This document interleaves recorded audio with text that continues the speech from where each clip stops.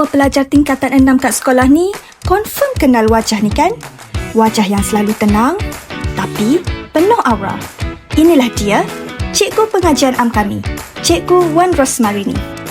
Atau lebih mesra, Kak Ros, panggilan cikgu-cikgu di sini. Pada tanggal 1 Mei 1966, bersamaan heningnya 10 Muharram, lahirlah seorang Sri Kandi Ilmu, Cikgu Wan Rosmarini binti Haji Muhammad. Beliau merupakan permata sulung daripada 7 beradik. Darah pendidik sentiasa mengalir dalam sanubari keluarga ini. 5 daripada adik-beradiknya memilih jalan sebagai murabi, manakala 2 lagi menabur bakti di samudera kesihatan.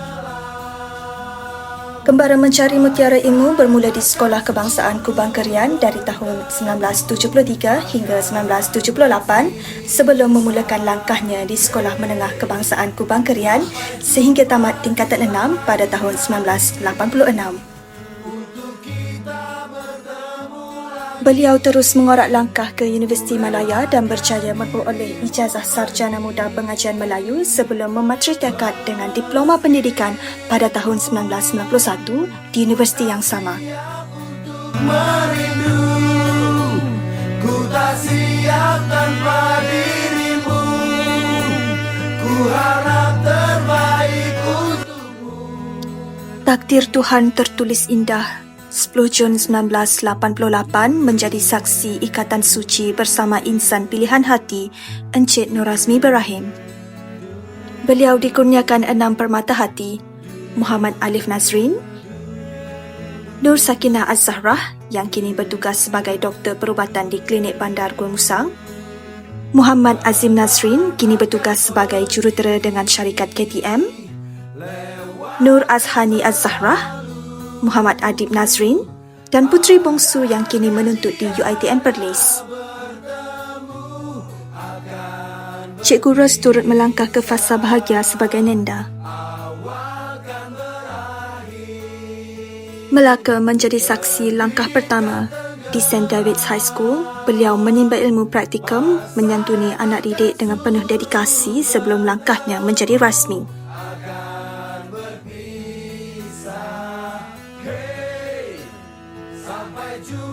Tanggal 2 Mei 1991 bermulalah episod rasmi sebagai seorang pendidik.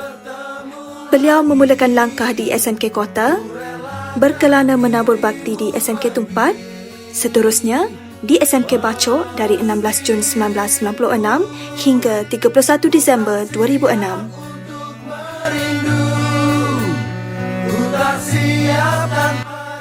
Dan akhirnya kembali pulang ke sekolah yang amat dekat di Sanubari, iaitu SMK Kota.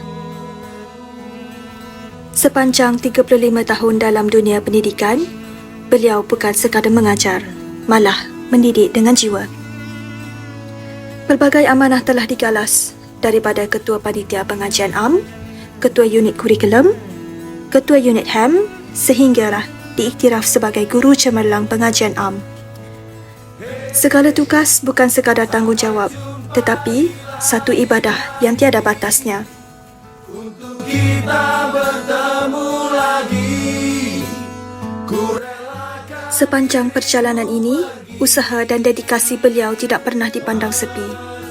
Beliau dianugerahkan anugerah perkhidmatan cemerlang pada tahun 2003, 2008 dan 2023. Dan satu penghormatan istimewa, Anugerah Bintang Ahli Kelantan pada tahun 2016 atas kepimpinan beliau sebagai pengerusi Puspanita. Bagi kami, Cikgu Ros bukan sekadar seorang guru. Beliau adalah cerita yang akan terus hidup. Hari ini, waktu seolah-olah terhenti seketika untuk memberi penghormatan.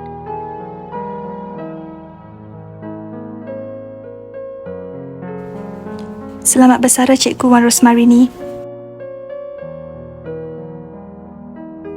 Selamat bersara Kak Ros. Kami pasti akan merinduimu. Assalamualaikum.